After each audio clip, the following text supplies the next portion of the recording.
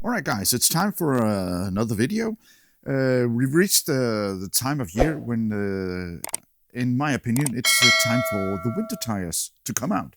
Because we've reached the end of October, and I think it's time to put the winter tires on this beautiful green Skoda. And doing so, there's a lot of opinions about winter tires, because in the recent years here in Denmark, we haven't had much snow and ice and stuff like that.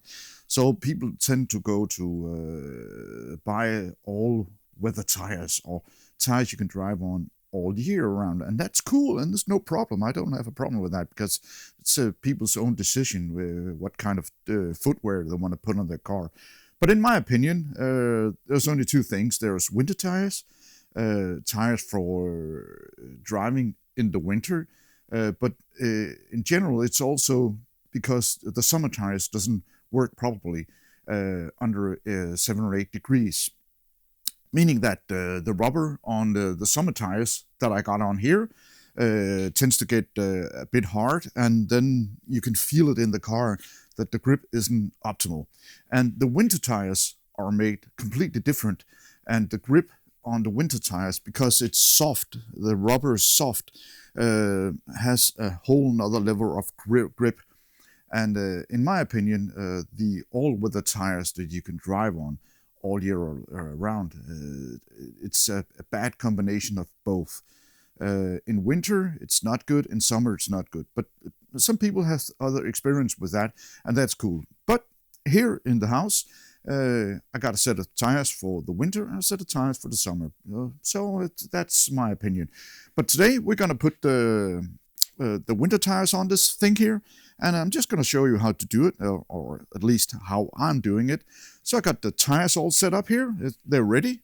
And I got the lights so you can see what I'm doing. But that being said, let's just crack on. I'll bring out the tools that I use for it, and it's an easy task, and I can show you the brakes also. I'm not going to clean the brakes at this point because it's not. It's only been a couple of months and I've cleaned them, so it's no need to it. But I'll do it when summer comes, when the spring comes, when I'm going to mount the summer tires on it. I'm going to clean the brakes again. But I can show you how the brakes are supposed to look like on an EV, because if you use the brakes, this is how they're going to look. But let's break out the tools and let's crack on so we can get a nice video done with this. And I'll leave all the information of the tools I use for it and the torque specs for the wheel. I'll leave that in the description below so you can check out yourself. All right, I'll start with just taking the tires off my rack here and just putting them where they're supposed to be. And there's a difference between the front tires and the rear tires because they're different sizes, so it's quite easy. The big ones on the rear and the small ones on the front. Easy.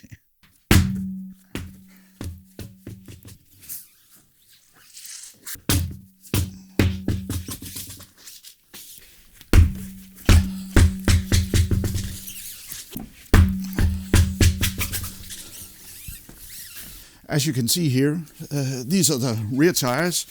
These are 255/50 and 19-inch wheels, and it's an Alotech wheels, not an original wheel. But I have a Pirelli on it, and that's. I think it's a good tire.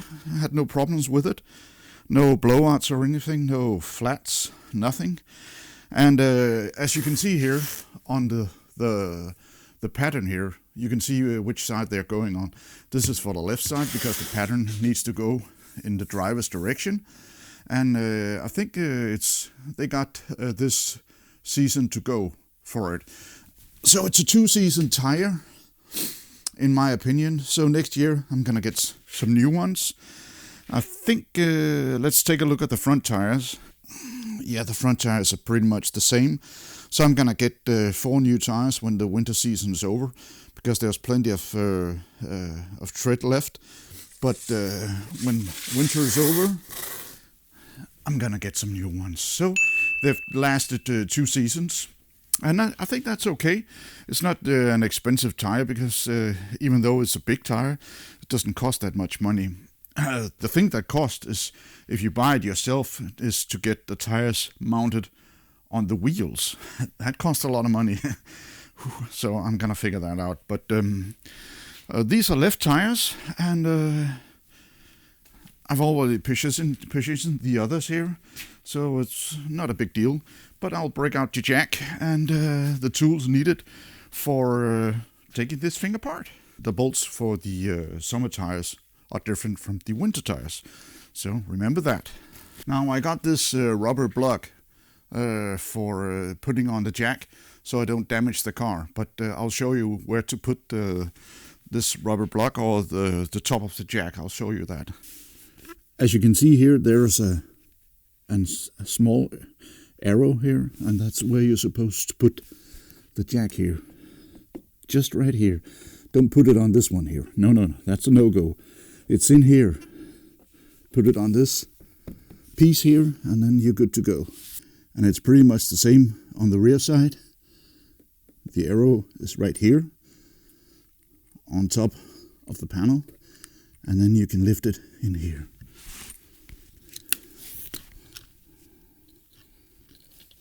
As you can see, there's a groove here. That's where you're supposed to lift it. But I recommend that you buy a block like this if you're going to do it yourself, because it's more gentle for the car. Just a recommendation. I can leave a link in the for a Danish website where you can buy stuff like this. All right, let's crack on.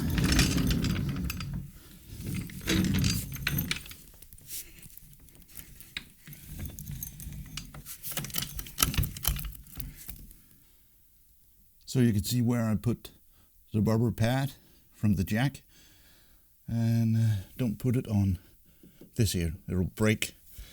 Just put it a bit further in, and then you're good to go.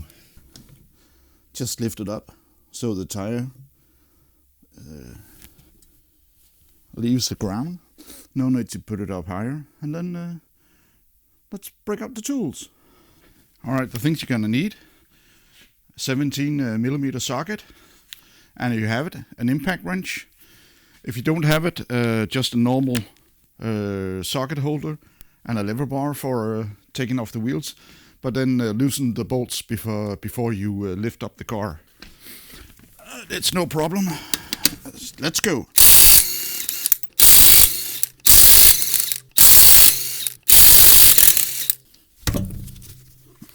Alright, first one done. So I'll just show you the brakes here. They're very nice, they're very smooth. There's no lip or anything. They're smooth on the edges here. On the sides, no problem. And there's plenty of pad left. The disc has to look like this. If you got rust on it or anything else, then you're not using the brakes properly. And that's very important on these electric cars here.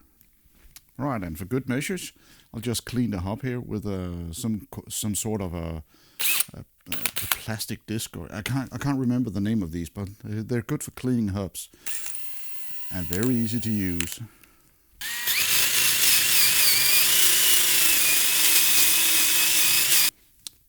Very nice.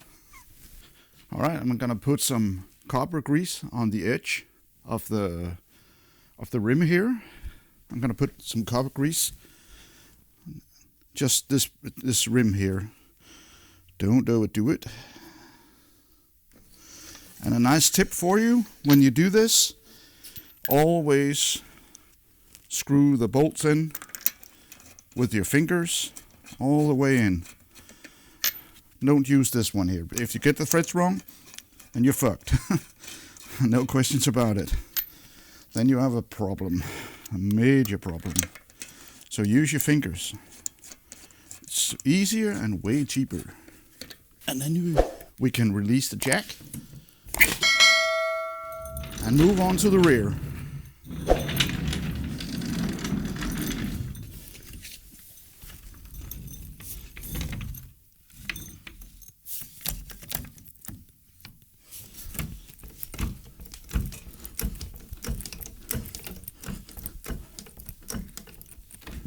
It's actually no big of a deal to do it.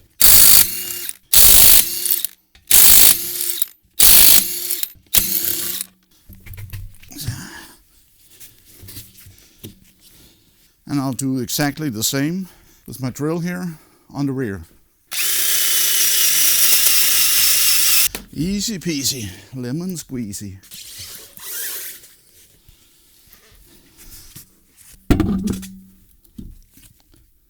Still the same. The bolt all the way in with the frets before you do anything else. And the thing you're gonna need for this job here, a torque wrench, and I like to use a medium size extender. Set the torque wrench for 120 Newton meters. It's all set. And just tighten it down.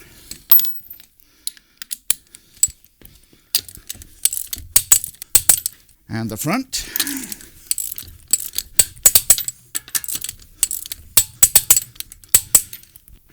$120. So as you can see, it's no big deal to do it yourself. Quite easy. And you don't need that much tools for the job here. We can take a look at the front tires.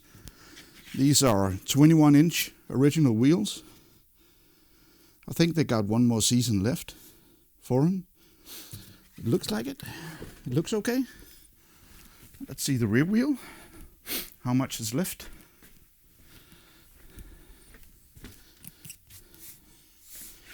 Yep, still got one season in them. So in all, I think these wheels are gonna last. The summer tires and the winter tires are gonna last 2 seasons. The car has done about 42,000 kilometers now. We had it for a smidge over a year, so we drive a lot. And for a car this price here, you need to use it. Otherwise, buy an old banger if you don't use the car. There's no reason to have this much money tied up in 4 wheels if you don't use it. But we use our car and we're extremely happy with it. It's a good car. It's just like any other electric car.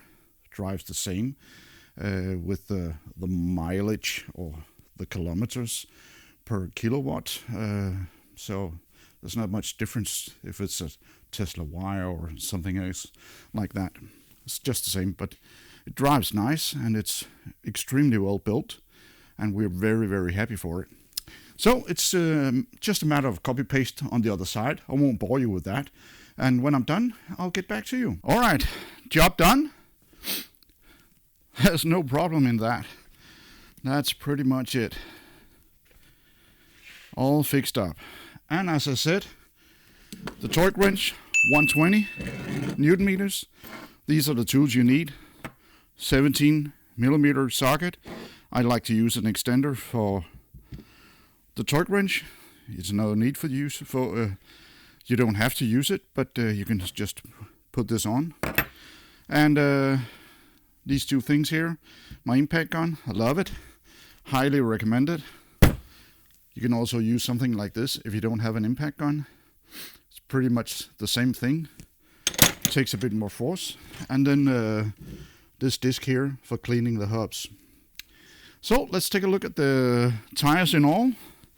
These are the front tires. Yep, still got plenty of life in them. You can see the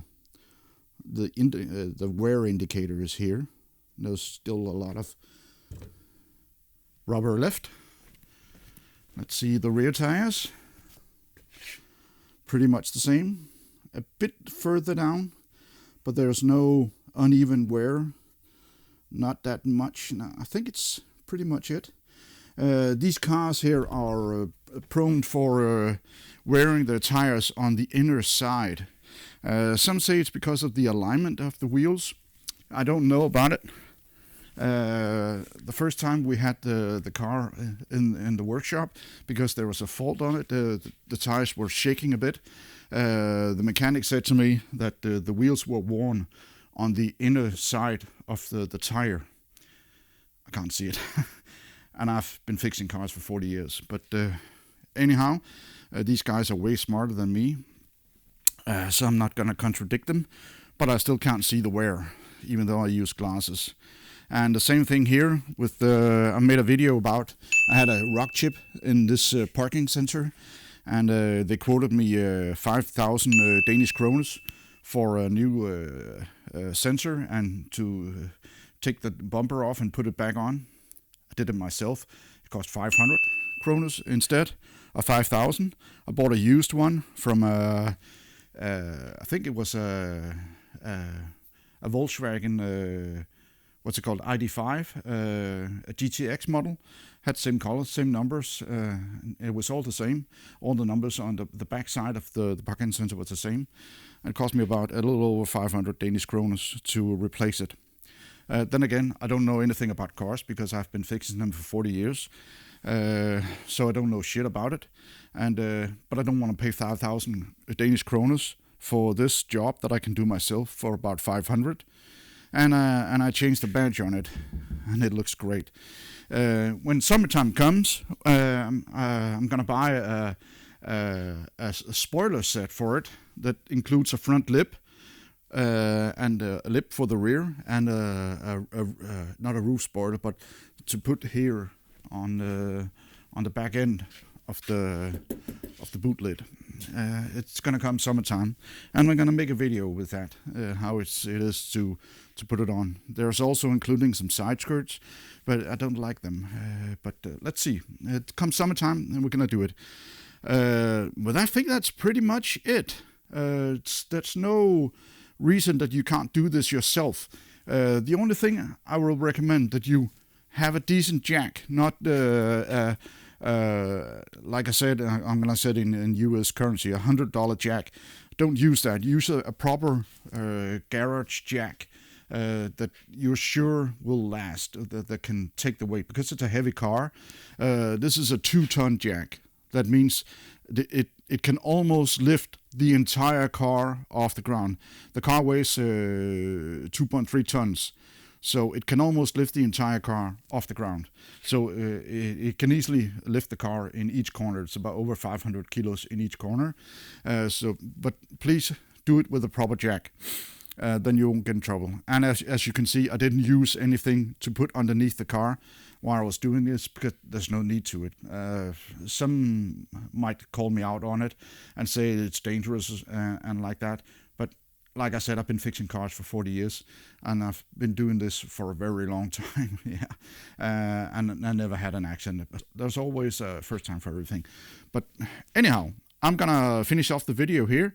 As you can see, it was a fairly easy job. You can do it yourself, and there's no reason to pay anybody a lot of money to do it. So I'm gonna figure out what to do in the next video, and I hope you enjoyed this video. And if you have any questions, feel free to leave a comment below, and I'll see you in the next video. Bye.